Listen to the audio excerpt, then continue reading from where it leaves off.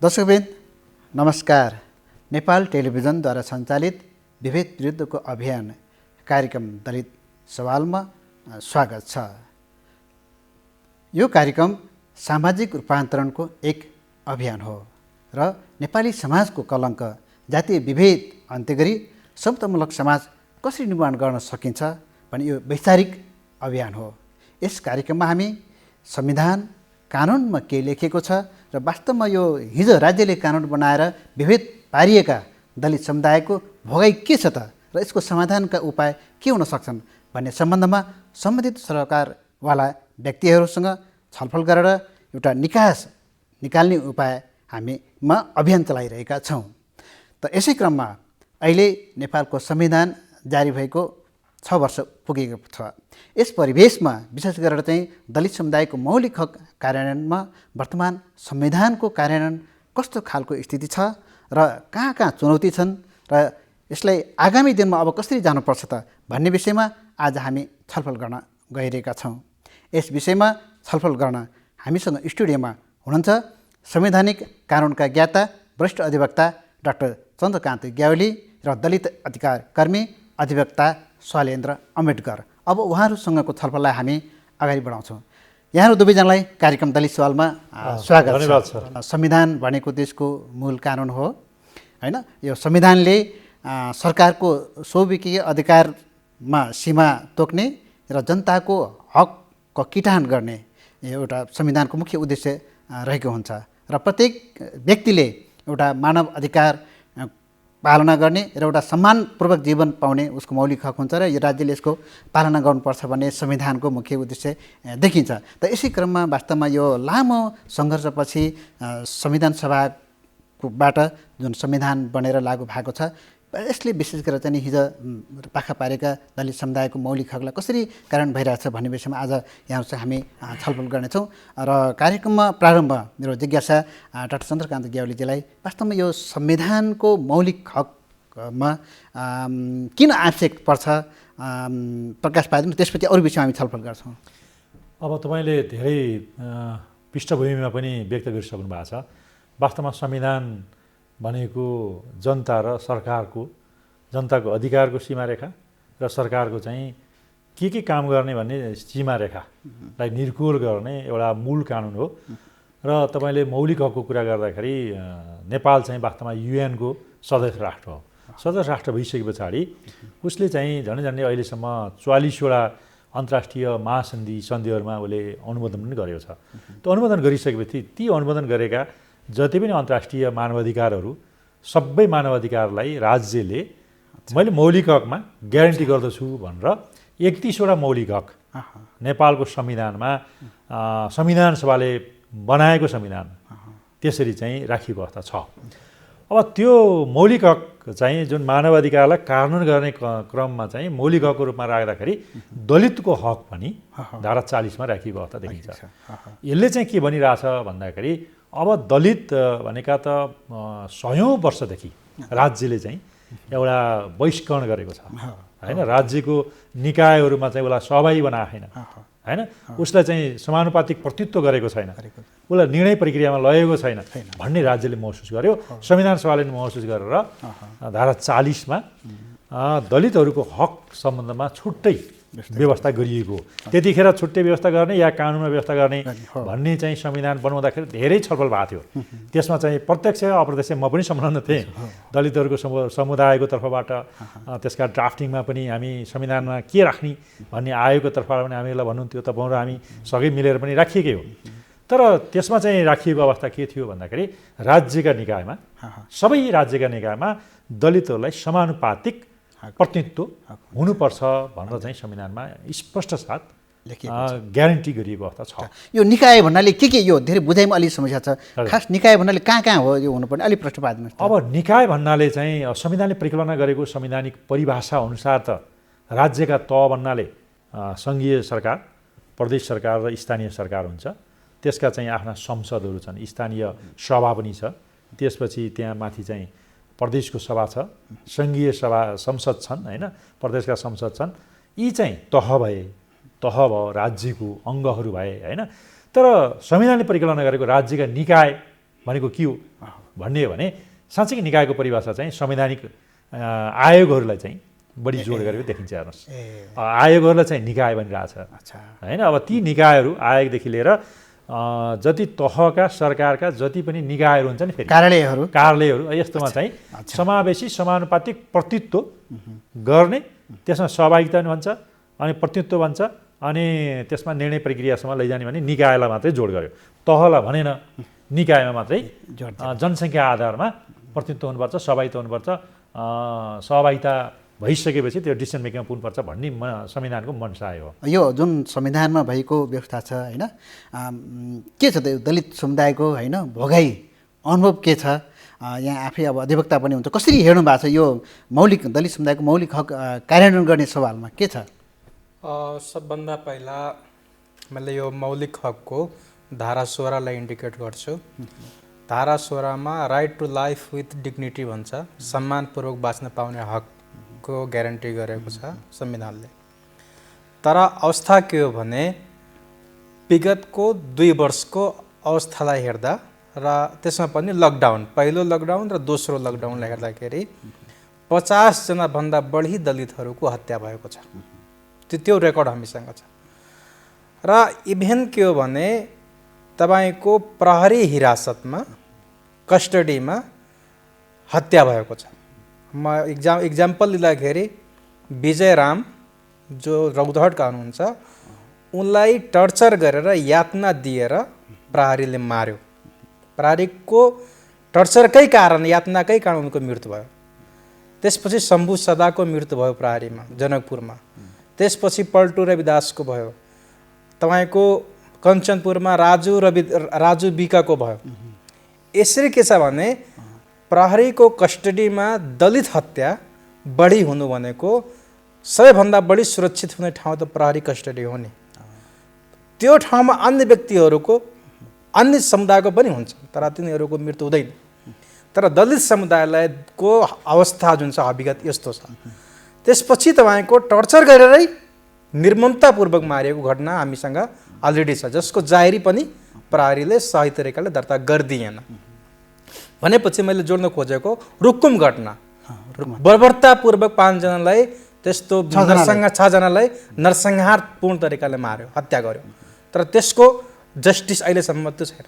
यसकारण के हो भने नेपालमा दलित समुदायको राइट टु लाइफ नै छैन। सम्मानको कुरा छोडिदिनुहोस्, संविधानले सम्मानपूर्वक बाँच्न पाउने हक भन्छ, सम्मानको कुरै छोडिदिनुहोस्, सम्मान त छँदै छैन यहाँ दलित समुदायलाई।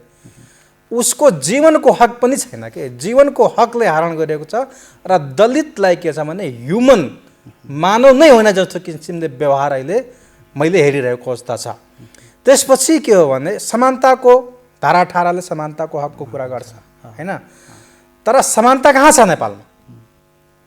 काठमाडौँमा बस्ने केही अपर लेभलका मान्छेहरूले त्यो बुझ्न सक्छ, तर दूरदराजमा दलित समुदायमा कहाँ छ इक्वालिटी? राजले समानताको व्यवहार कहाँ गरेको छ? तपाईको संवैधानिक निकायमा अघि कुरा आयो, धारा 42मा, धारा 42 सामाजिक न्यायको हक, धारा 40मा दलितको हक। धारा 42ले समानुपातिक समावेशी सिद्धान्तको आधारमा भन्छ, दलितको हकले भन्छ। त्यसलाई हामी पछि जोड्छौँ। म अहिले भोगाई के छ, भोगाई के छ भन्नु त मौलिक हकको आधारले त्यही भनिरहेको छु। तपाईँको 55 जनाको नियुक्ति भएको छ संवैधानिक निकायहरूमा। राष्ट्रिय मानव अधिकार आयोगदेखि लोकसेवा आयोग लगायतका आयोगमा 55 जनाको नियुक्ति भएको छ। त्यसमा एउटा पनि दलित छैनन्। उसको राष्ट्रिय दलित आयोग बाहेक अन्य आयोगमा दलितलाई निषेध गरिएको छ, छँदै छैन। अवस्था छ इक्वालिटी हामी भन्छौँ, सामाजिक न्याय भन्छौँ, संविधान व्यवस्था छ, तर कार्यान्वयनमा कहाँ छ? छैन नि त्यो कुरा देख्दैन। त्यसपछि तपाईँको के हो भने बजेटमा कहाँ छ? बजेटको लागि तपाईँको दलित समुदायको सशक्तिकरणको लागि, दलित समुदायले समावेशिता गराउनको लागि, उसको राइट टु लाइफको लागि, उसको राइट टु हाउसिङको लागि होइन, आवासको अधिकार त हाम्रो संविधानले दिएको छ। तर मुसहर डोमको अवस्था हेर्नुहोस्, खुला आकाशमा अहिलेसम्म बसिरहेको छ त्यहाँ। भनेपछि राइट टु हाउसिङ समेत उनीहरूको छैन, राइट टु फुड छैन त्यहाँ। भनेपछि भनौँ न त्यो केही वर्ग समुदायको लागि मात्र त्यो छ तपाईँको देखिन्छ। तर जो वास्तविक पीडित छन्, जो पीडमा छन्, उनीहरूलाई यो मौलिक हकको उनीहरू अनुभूति समेत गर्न सकिरहेको अवस्था छैन। त्यस कारण के हो भने तपाईँको छुवाछुत विरुद्धको हक छ, धारा 26। यही काठमाडौँ जस्तो ठाउँमा, धारा 24, यही काठमाडौँ जस्तो ठाउँमा, सहरमा रूपा सुनार जस्तो एउटा योग्य महिलाले, एउटा युवतीले कोठा भाडा पाउँदैन। र त्यसको दिपा नेपालीको घटना हामीलाई करुणा विश्वकर्माको छ।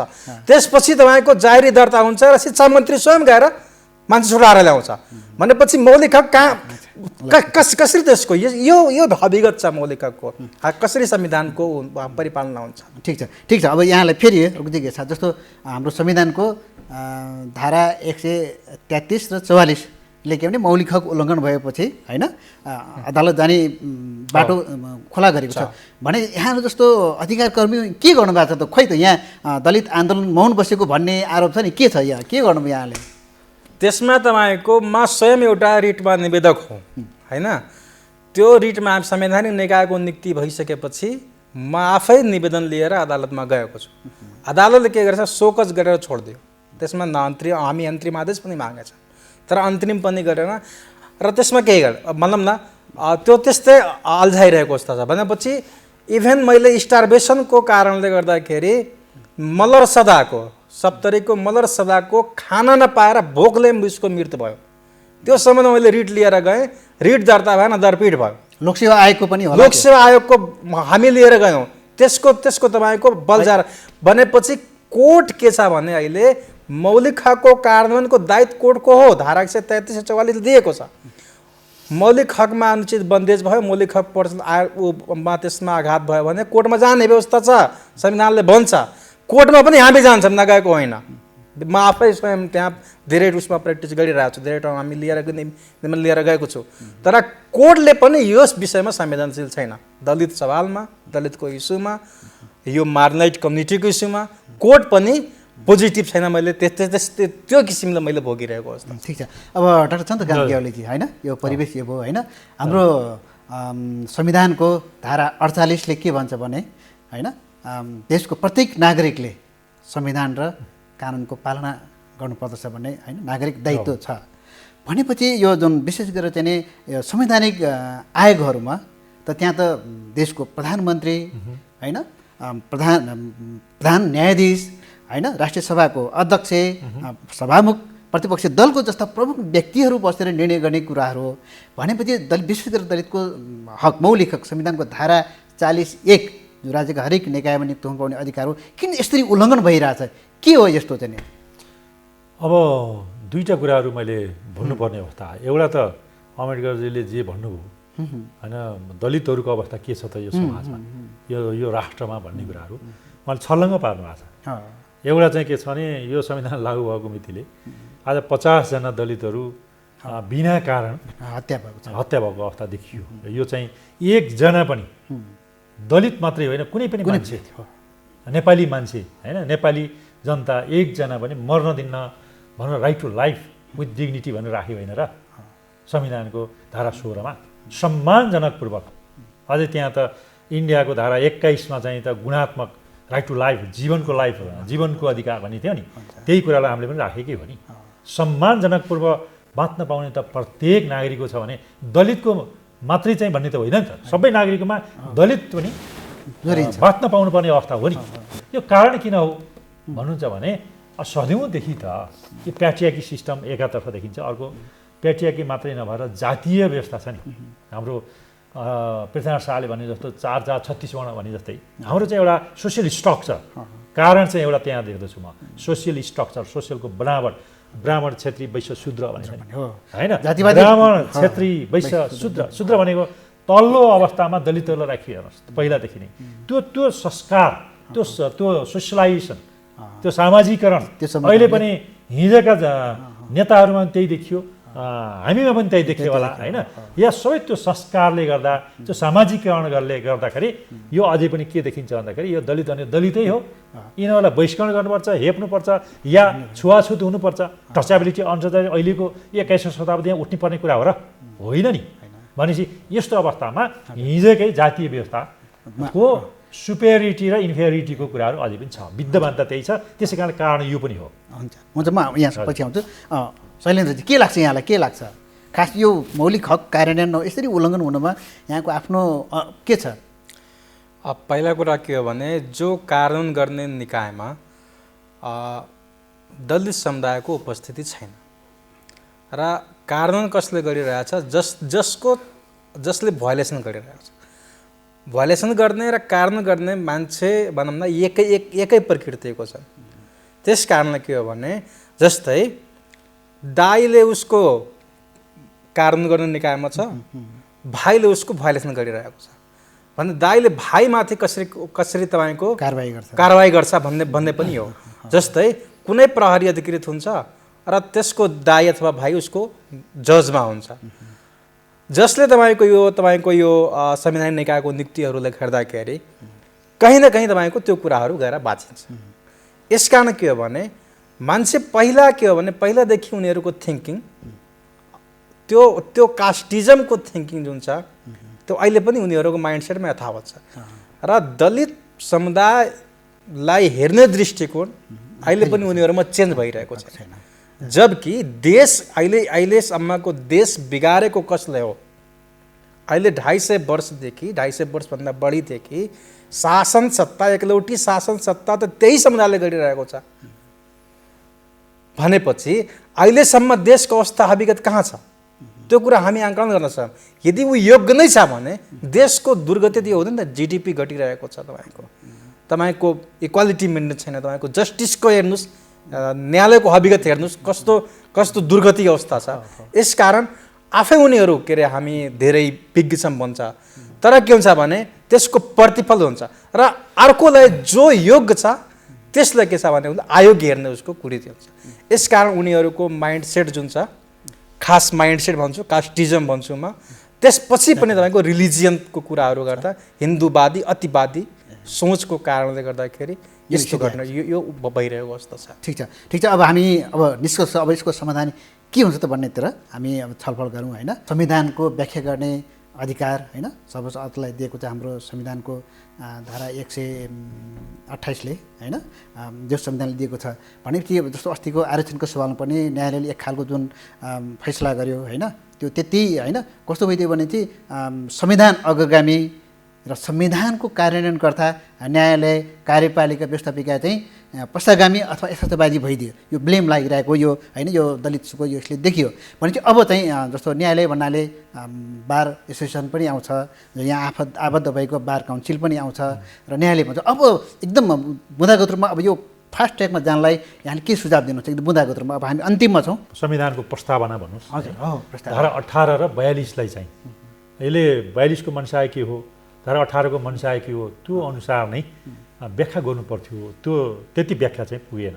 त्यो नपुग्दाखेरि के भयो भन्दाखेरि दलित समुदायको पनि एउटा कल्चरल्ली चाहिँ ब्याकवार्ड भनेको छ नि, दलित समुदायलाई नै एउटा कल्चरल्ली एउटा जातीय व्यवस्था अनुसार चाहिँ जातभित्रको डिस्क्रिमिनेसन छ, त्यसलाई पनि जातीय व्यवस्थालाई नै मानेन, वर्गलाई नै मानेन, वर्गीयतालाई नै मानेन।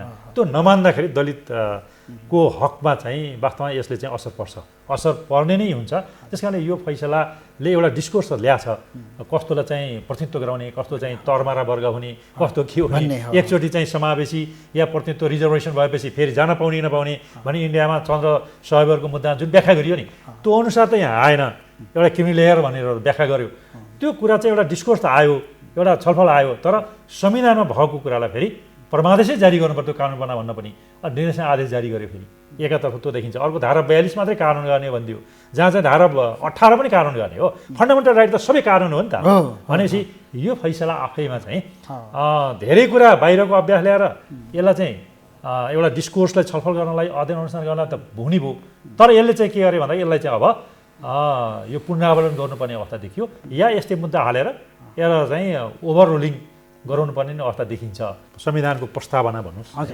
धारा 18 र 42लाई चाहिँ अहिले 42 को मनसाय के हो, धारा 18 को मनसाय के हो, त्यो अनुसार नै व्याख्या गर्नुपर्थ्यो। त्यो त्यति व्याख्या चाहिँ पुगेन।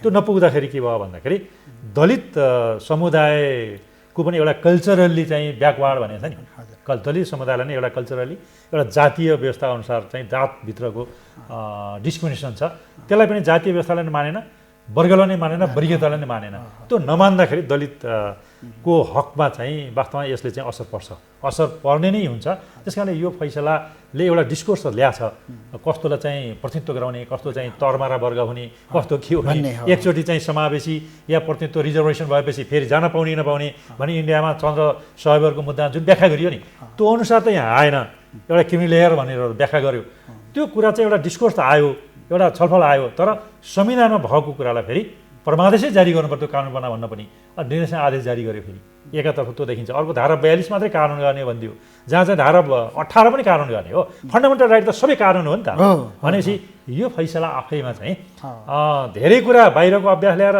यसलाई चाहिँ एउटा डिस्कोर्सलाई छलफल गर्नलाई अध्ययन अनुसन्धान गर्नलाई त हुने भयो तर यसले चाहिँ के गर्यो भन्दा यसलाई चाहिँ अब यो पुनरावलोकन गर्नुपर्ने अवस्था देखियो या यस्तै मुद्दा हालेर यसलाई चाहिँ ओभर रुलिङ गराउनु पर्ने नै अवस्था देखिन्छ तर एउटा डिस्कोर्स चाहिँ यसले जन्माइदियो हुन्छ भनेपछि अब यहाँको आफ्नो प्रतिबद्धता के रहन्छ त दलितको सवालमा दलित समुदाय न्याय दिने सवालमा यहाँ महत्त्वपूर्ण व्यक्तित्व हुन्छ के छ यहाँको होइन यो त संविधान अनुसार जुन संविधानले परिकल्पना गरेको छ राज्यका हरेक निकायमा चाहिँ समानुपातिक प्रतिनिधित्व हुनुपर्छ भन्ने ठाउँमा अब पूर्ण समानुपातिक प्रतिनिधित्व हुने गरी संविधान संशोधन गर्नलाई मेरो पनि प्रतिबद्धता हुन्छ र अदालतमा परेका मुद्दाहरूमा संविधानको जुन भावना छ मनसाय छ दलित समुदायको जुन भावना छ मनसाय छ त्यो बमोजिम चाहिँ न्याय दिलाउने प्रयत्नमा चाहिँ त्यो बाटोमा म लाग्छु भन्ने त मेरो प्रतिबद्धता पहिलेदेखि छ म लाग्ने नै हो मेरो दायित्व पनि हो ल ठिक छ ल शैलेन्द्रजी लास्टमा अब के छ म यो उसको फैसलाको विषय भन्छु कन्क्लुजनमा अब एकदम सबभन्दा पहिला के हो भने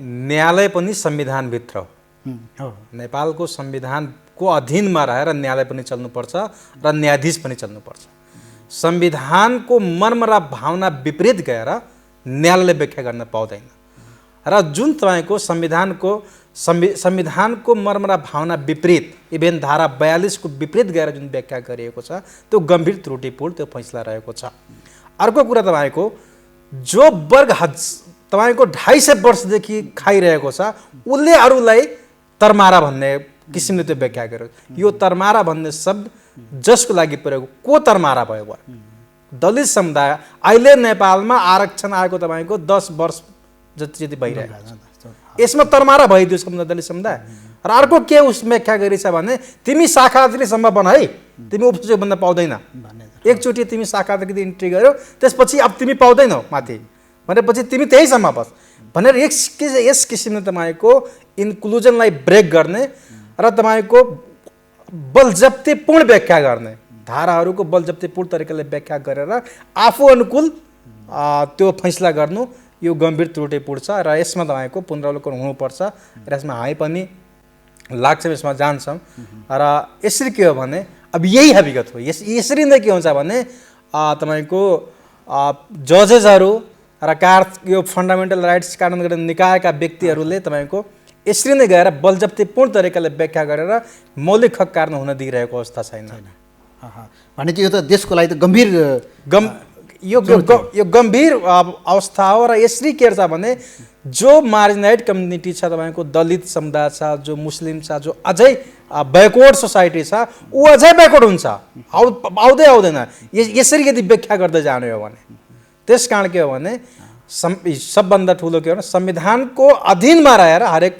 काम गर्नुपर्छ कोर्ट पनि संविधानकै मताहत हो सर्वोच्च अदालतको व्यवस्था पनि यही संविधानले गरेको छ त्यस कारण संविधानभन्दा माथि गएर व्याख्या गर्ने त्यसको आफू अनुकूल तमाम नजिरहरूलाई खोजेर ल्याउने आफू अनुकूल गएर व्याख्या गर्ने प्रवृत्ति जुन छ यसले तपाईँको सोसाइटीलाई घाटा हुन्छ र यसले तपाईँको समाज कहिले पनि जोड्न दिँदैन समाज कहिले पनि तपाईँको युनाइट हुँदैन यो विभक्त नै गर्छ यसले गर्दा त्यस कारण के हो भने यो कार्यान्वयनको लागि सबैले लाग्नुपर्छ र सबै संविधानको अधीनमा हुनुपर्छ हुन्छ हामी अब हाम्रो आजको नेताजी कार्यक्रममा सकिएको छ र आजको हाम्रो यो संविधान दिवसको सन्दर्भमा गएको छलफल वास्तवमा चाहिँ संविधान राम्रो नियतले बनाए पनि मनसायले बनाए पनि त्यसको कार्यान्वयनकर्ताहरूमा जुन हिजोको जातिवादी पूर्वाग्रही चिन्तनले गर्दाखेरि अहिले संविधानमाथि नै क्वेसन उठ्नुपर्ने, आम जनताको विश्वास संविधान सरकारप्रति घट्नुपर्ने यो चाहिँ गम्भीर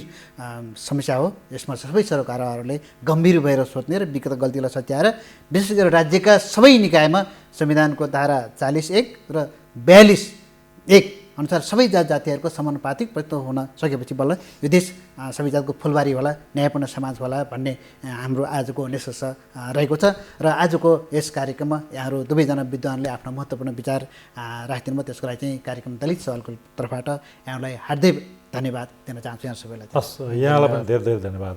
हस्। दर्शकवृन्द, आजको हाम्रो छलफल यहाँलाई कस्तो लाग्यो? आफ्नो प्रतिक्रिया अवश्य लेखी पठाउनुहोला। यस कार्यक्रमलाई नेपाल टेलिभिजनको वेबसाइट www.ntv.org.np मा लगइन गरेर हेर्न सकिन्छ। साथै मोबाइल एप्स र युट्युबमा सर्च गरेर पनि हेर्न सक्नुहुनेछ। त आगामी बुधबार दिनको 1:25 बजे हाम्रो सरकारको अर्को नयाँ विषय लिएर यहाँहरू समक्ष हामी उपस्थित हुनेछौँ। तबसम्मको लागि कार्यक्रम दलित सवालका सम्पर्क युनिट यहाँहरूबाट बिदा चाहन्छौँ। नमस्ते।